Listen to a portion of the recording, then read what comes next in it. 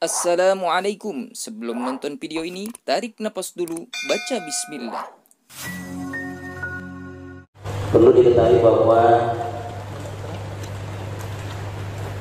adab tidur ini harus kita miliki, harus kita praktekkan dalam kehidupan kita, karena adab orang yang sedang atau mau tidur, kalau itu dijalankan akan mendapatkan pahala sesuai apa yang Rasulullah SAW perbuat. Di sini ada beberapa adab, diantaranya ia ayyatatahhara minal hadath. Artinya bahwa dia mesti bersuci, berwudu daripada hadas. Nah, kita kalau mau tidur, adabnya, sunnahnya, kita mesti wudu dulu. Karena ada hadits yang menyatakan idza ataita madja'aka fatawadda wudu'aka lis-shalah. Artinya apa? Apabila engkau mendatangi pembaringan untuk tidur, maka hendaklah engkau berwudu terlebih dahulu, sebagaimana wudu lis-shalah, sebagaimana wudumu untuk melaksanakan sholat. Jadi orang yang tidak mau berangkat tidur ke kasur, maka disunnahkan dia mesti berwudu, menghilangkan hadas kecil, ya, menghilangkan hadas kecil, bersuci dari hadas, baik hadas besar maupun hadas kecil. Itu yang bagus. Jangan kita tidur boro-boro berwudu. Ya, ini hadis yang tadi, idza ataita madja'aka fatawadda wudu akan lis-shalah. Apabila engkau mendatangi tempat pembaringan, fatawadda, maka wudulah engkau. Jadi kalau kita mau tidur, wudu dulu yang bagus. Wudu dulu, wudu akan lis-shalah, sebagaimana wudumu untuk melaksanakan sholat. Bagaimana kalau kita misalnya habis tidur sama bini, dan kita tidur nih sama bini kita, katakanlah sholat isya jam berapa? Jam 8. Setelah 8, kemudian kita selesai sholat isya, paling kita istirahat sebentar, tidur. Nanti setelah kita tidur, kemudian sebelum tidur kita berhubungan badan sama istri kita. Bagaimana dalam hal ini melakukannya? Apakah kita langsung tidur setelah kita berhajat, ataukah kita berwudu, ataukah kita mandi? Nah, ini pertanyaannya. Maka yang paling bagus adalah ada dua hal yang dilakukan oleh Nabi. Ketika sahabat bertanya kepada Siti Aisyah, "Ya Aisyah, bagaimanakah perbuatan Rasul setelah melakukan hajatnya kepada engkau?" Apa kata Siti Aisyah? Dia menyatakan bahwa Rasulullah SAW setelah dia tidur denganku, kadang-kala beliau hanya berwudu, kemudian langsung mencuci kemaluannya, berwudu langsung tidur. Tapi kadang pula Rasulullah SAW dia melaksanakan mandi junub. Setelah mandi junub, kemudian beliau berwudu. Setelah keluar dari kamar mandi, beliau tidur. Mana yang lebih afdol? Nah, kan gitu. Yang lebih afdol mana? Yang lebih afdol tentunya mandi malam itu setelah kita tidur, mandi, kemudian setelah kita mandi baru kemudian kita wudu, setelah wudu kita tidur. Untuk apa? Supaya ketika kita meninggal dunia, pada saat kita mati, kita dalam posisi bersuci. Paham itu? Paham ya? Nah, jadi intinya bahwa orang yang tidur itu alangkah lebih baik dia berwudu dulu. Saya mau tanya nih semuanya, apakah kita tidur berwudu dulu atau enggak? Berwudu? Berwudu? Yang berwudu berarti sudah menjalankan sunnah Rasulullah SAW. Yang belum berwudu berarti dia belum menjalankan sunnah Nabi. Mulai malam ini, nanti kalau mau tidur, maka diupayakan kita semuanya berwudu. Kalaupun kita punya hajat kepada istri kita, habis hajat, kalau masih bisa, kalau nanti misalnya saya nggak kuat kalau mandi, karena apa? Dingin, nggak apa-apa. Karena dari riwayat Rasulullah SAW setelah hubungan badan, dia hanya mencuci kemaluannya. Setelah mencuci kemaluannya bersih, kemudian dia berwudu, setelah itu dia tidur. Nanti besok pagi baru mandi junub. Kenapa? Kalau udah pagi kan beda, ya kan? Pagi beda. Kata kalau bicara ilmu kesehatan katanya kalau kita jam 11 di bawah jam 12 mandi malam, itu katanya kita kenapa? Mati katanya. Tapi ada pembuktian kan gitu. Itu kan baru katanya. Nah kalau sementara tujuan kita untuk syariat, untuk menyelesaikan atau melaksanakan syariat Islam, itu emang lebih afdal mandi aja dulu. Mandinya kalau nggak bisa pakai air hangat, pakai air dingin, pakai air hangat. Kan udah dingin tuh. Nah itu bagus kalau gitu. Kemudian yang kedua, wa ayyana ala jabihil aymani mustaqbilal qiblati. Artinya apa? Wa ayyana hendaklah dia tidur ala jabihi, di atas sisinya, di atas sisinya al ayman, yang paling yang kanan. Jadi kalau tidur hendaklah sisi sebelah kanan kita ada pada tumpuan kita, mustaqbilal qiblati, menghadap kiblat. Jadi bagaimana posisi tidurnya? Gini. Kita tidur nih. Maka ini apa namanya, ini sebelah kiri, sebelah kanan. Maka kita tidur gitu, miring, tidur miring. Kemudian lebih bagusnya lagi kalau tangan kanan ada di sebelah kiri kita. Mau dua-duanya juga boleh, mau satu juga boleh. Yang satu misalnya ada di sini, begini boleh. Jadi kita begini tidur. Itu tidur ala Rasulullah. Kenapa? Ada rahasia. Kenapa orang tidur begini? Rasulullah suruh tidur kita begini, ada di sebelah kanan, dan kita menghadap kiblat. Kadang-kadang orang tidur kaki sebelah barat, soto. Nendang kiblat itu kurang sopan, kurang adab. Karena di sana itu ada kiblat, Ka'bah, Baitullah. Maka lebih bagus kakinya di sebelah utara, sebelah apa? Kalau selatan, palanya di sebelah utara, itu yang bagus. Nah kalau gitu gimana? Nah Pak, saya mah di rumah itu Pak tidurnya ada ngetak mulon, ada barat timur misalnya. Mohon rombak, kalau masih bisa rombak posisinya supaya kepala kita. Kayak orang mati gimana sih yang mati? Orang mati kan begitu ya. Tapi kalau mati begini, kita mah enggak. Tangan-tangan kita masih hidup jadi begini. Begini, kemudian ditaruh di sini. Dan itu apa rahasianya kenapa disuruh begitu? Dalam suatu qaul, pendapat para ulama menyatakan beberapa hadis bahwasanya orang yang tidur seperti itu, katanya dalam sebuah tafsirannya dinyatakan bahwa orang yang tidur sambil posisi sebelah kanan dan kakinya, tangannya ada di sebelah sini, itu adalah agar tidak mudah disantet. Yang disantet itu susah. Satu qaul menyatakan begitu. Yang kedua katanya supaya kita tidur jangan terlalu pulas sehingga kita bisa bangun malam. Itu yang paling alasan akal sehat. Kenapa? Karena kalau tidur begitu pasti posisi tidur kita ini miring. Nah kalau miring kan kita berarti posisi kita tidak terlalu nyenyak tidurnya. Maka ketika itu kita cepat bangun dan melaksanakan qiyamul lail. Jadi itu. Jadi nggak ada kiblat tidurnya, tapi posisi ini kita, posisi badan kita sebelah kanan kita ada pada tumpuan, gitu. Kayak orang meninggal dunia kan hadapnya ke sana tuh mayit. Kemudian wa ayyak sudah dinaumihi rohata badanihi liyaqwa 'alal ibadah. Wa ayyak sudah bahwa dia mesti bermaksud, bertujuan dinaumihi dengan tidurnya, rohata badanihi, tujuannya untuk mengistirahatkan badannya. Kenapa mesti istirahat badannya? Karena satu hari full dia bekerja, mencari nafkah, dia belajar, dia melakukan hubungan silaturahim, dia melaksanakan hubungan muamalah, kerja dan sebagainya. maka disadari itu akan sangat memberikan satu kelemahan bagi badan itu karena seharian bekerja.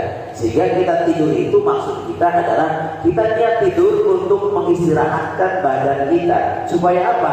Liyaqwa 'alal ibadah, agar kita kuat melaksanakan ibadah kepada Allah. Kan kalau kita tidurnya cukup, badan terasa seger. Kalau badan terasa seger, kita sholat juga enak, betul?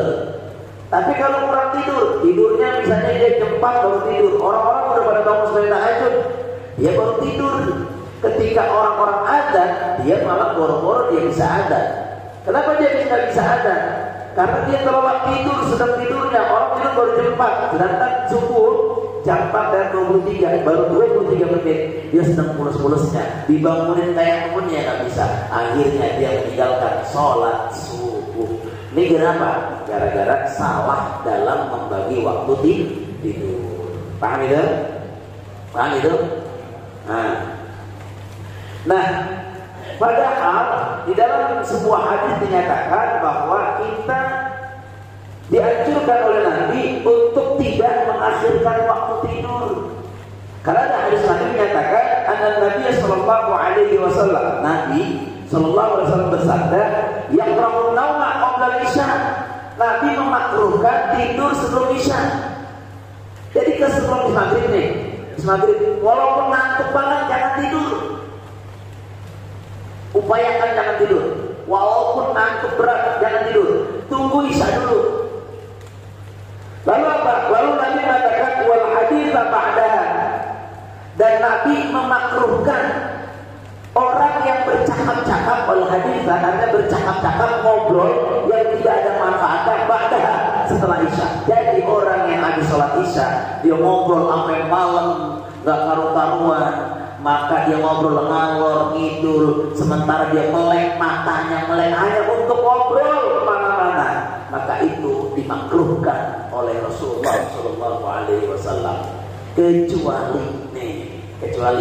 Kecuali kalau kita semuanya itu misalnya mutolaah atau menghadiri maulid Nabi, atau kita misalnya melek, kok bisa melek karena apa? Karena kita melihat ada peringatan hari besar Islam, baik Isra Mi'raj, Maulid Nabi, Nuzulul Quran, atau bisa menyaksikan haflatul Quran, atau kita mutolaah besok ujian, malam ini saya mesti begadang belajar, tidak apa-apa. Itu nggak makruh. Kenapa? Dipakai untuk memunajat atau dipakai untuk mencari ridho Allah, dipakai untuk mengentaskan kebodohan kita. Mutolaah, mengulang-ulang pelajaran, itu boleh. Kebanyakan di zaman kita saat ini orang tidurnya itu malam. Bahkan ada orang yang nggak bisa pules, orang ada yang nggak bisa tidur malam, tidurnya di subuh. Ada. Itu tiap malam dia melakukan satu kemakruhan. Makruh hukumnya. Yang ngomong siapa? Nabi loh, bukan saya. Ada Nabi SAW yang mau qablan naum. Nabi memakruhkan tidur yang mau nauman qabla isya. Nabi memakruhkan tidur sebelum isya. Wal hadits ba'daha. Dan Nabi memakruhkan ngomong, bicara, ngobrol nggak ada karuannya ba'daha, setelah isya. Nah, udah tahu begini berarti kita kalau nggak penting-penting banget habis isya tidur. Supaya apa? Supaya nanti malam bangun sholat qiyamul lail, minimal sholat tahajud 2 rakaat. Karena disitulah kunci kesuksesan kita. Kalau kita pengen sukses hidup, pengen mapan hidup kita, pengen sukses dunia akhirat, pengen selamat, pengen diangkat derajat kita, pengen pada tempat yang tertinggi, maka Allah katakan aqimis sholat liduluki syamsi ila ghasaqil lail wa qur'anal fajr. Tuh. Ya. Inna Qur'an al-fajri kana masyhuda. Nah, wa minal laili, dan di antara sebagian malam. Fatahajjat bihi nafilatan lak, maka bertahajudlah kamu nafilatan lak, sebagai ibadah tambahan. Tuh, Allah yang ngomong dalam surat Al-Isra, wa minal laili fatahajjat bihi nafilatan lak. Dan pada sebagian malam, kalau sebagian malam itu bukan sebagian, itu di antaranya jam 12 ke bawah, itu sebagian malam. Ya. Wa minal laili, sebagian malam, fatahajjat bi, bertahajudlah kamu bihi, dengan sebagian malam itu. Nakiratan laka sebagai ibadah tambahan. Kan isya udah, betul nggak? Ba'diyah udah, qobliyah udah. Tambahin dong, ama apa? Ama tahajud. Jadi syarat tahajud tidur dulu, baru kita tahajud. Kalau belum tidur nggak boleh tahajud. Jadi kalau kita belum tidur nggak boleh sholat malam dong. Boleh. Sholat apa namanya? Yaitu kita bisa sholat hajat. Kan nggak mesti kalau tahajud harus tidur dulu. Kalau hajat nggak perlu tidur. Kita kalau tidur daripada nggak bisa pulas, namun ambil dulu sholat hajat, sholat taubat, supaya ibadah kita tetap diterima Allah Subhanahu wa Ta'ala. Tapi ingat, makruh hukumnya begadang setelah isya. Gitu ya.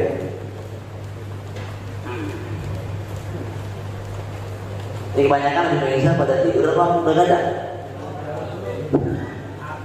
Hah? Handphone. Apa itu berapa? Hah? HP jatuh. Kemudian wa ayat Allah Ta'ala inda naum, dan berzikir kepada Allah Ta'ala inda naum ketika dia tidur, wa ba'da yaqdatihi, dan sesudah sadar. Jadi zikir Allah gimana bacanya?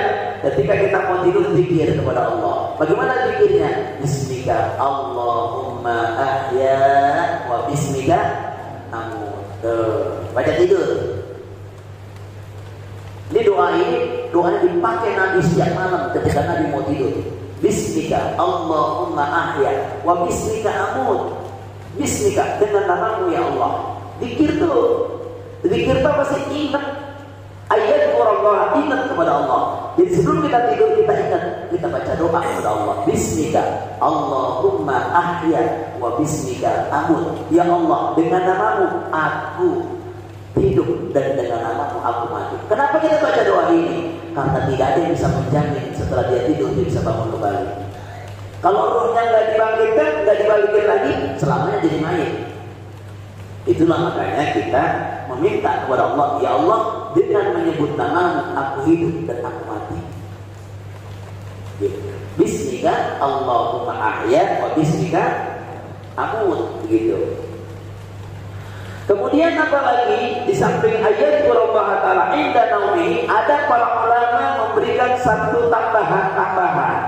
Di antaranya adalah membaca ayat kursi. Nih, dengerin.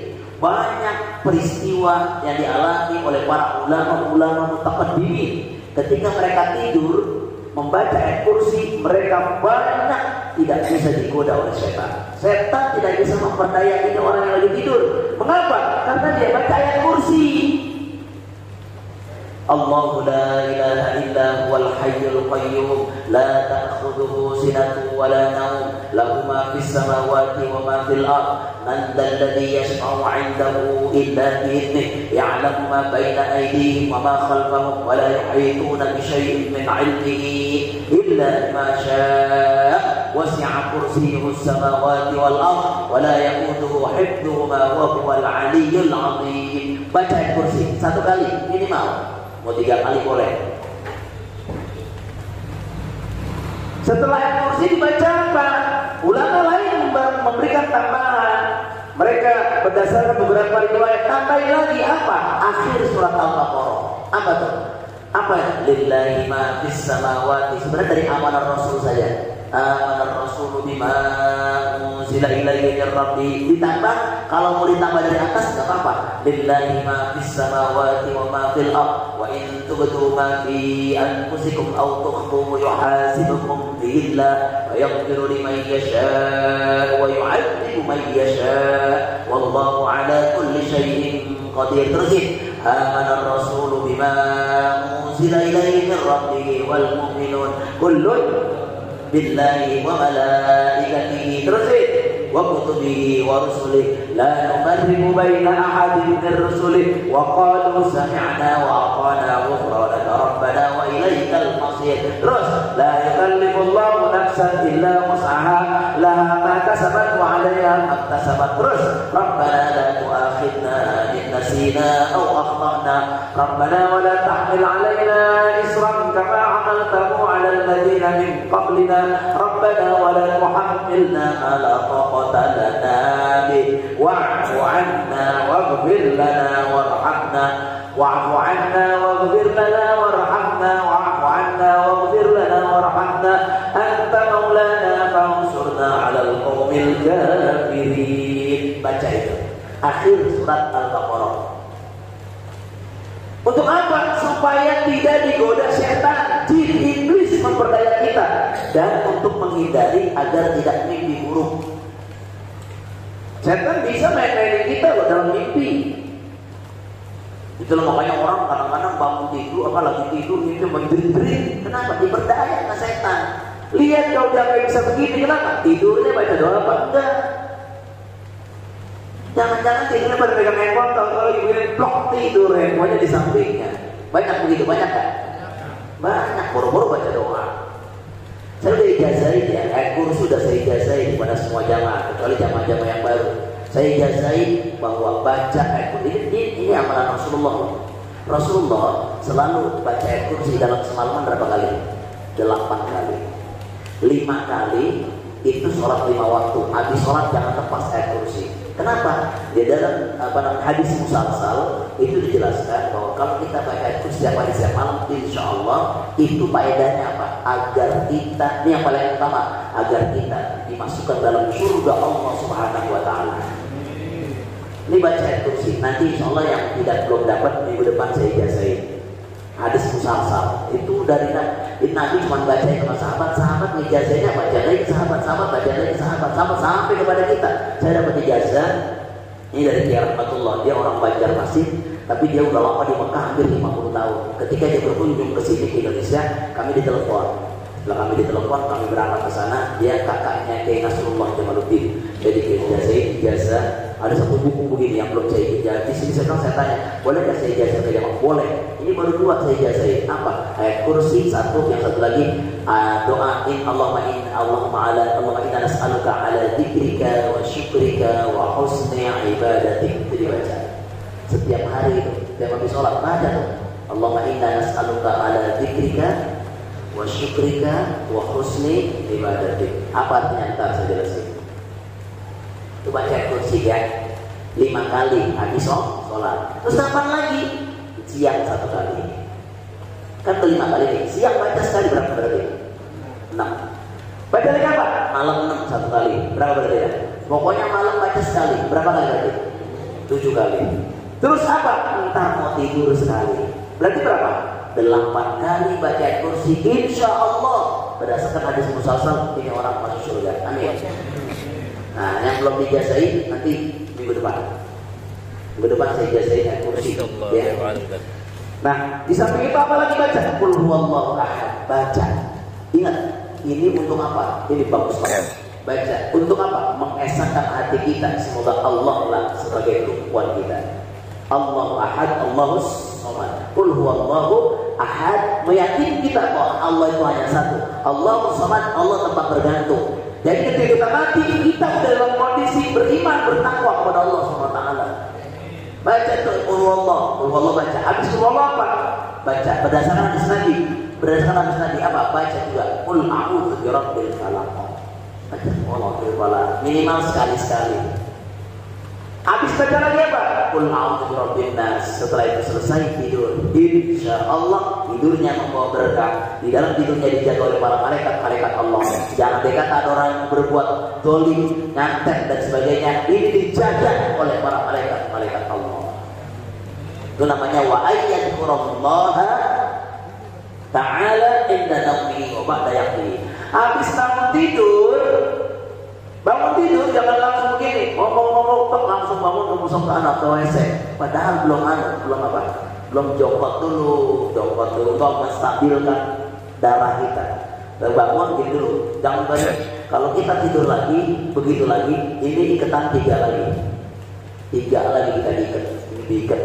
Mau kita diikat, semua badan kita diikat, termasuk hati kita diikat. Tapi kalau kita bangun, itu udah 2, lepas tinggal 1. Maka itu nanti kalau kita bangun tidur, kita langsung baca Alhamdulillahilladzi ahyana ba'dama amatana wa ilaihi nusyur. Saya nggak bisa bacanya Ustaz, bagaimana bacanya? Begini aja, Alhamdulillahirabbil alamin. Nah begitu. Habis itu nggak bisa baca doa, udah itu aja nggak apa-apa. Yang penting Alhamdulillah, kita puji bagi Allah karena telah menghidupkan kita setelah kita mati. Kan Alhamdulillahilladzi, segala puji bagi Allah ya ahyana, yang telah menghidupkan kami. Ba'dama amatana, setelah kami mati. Orang tidur itu mati, kagak ingat apa-apa. Maka ketika kita puji, ketika kita bangun, kita sadar, kita puji, segala puji bagimu ya Allah yang telah menghidupkan kami setelah kami mati. Mati pada saat kita tidur. Wa ilaihin nusyur, dan kepada Engkau lah an-nusyur, kami kembali.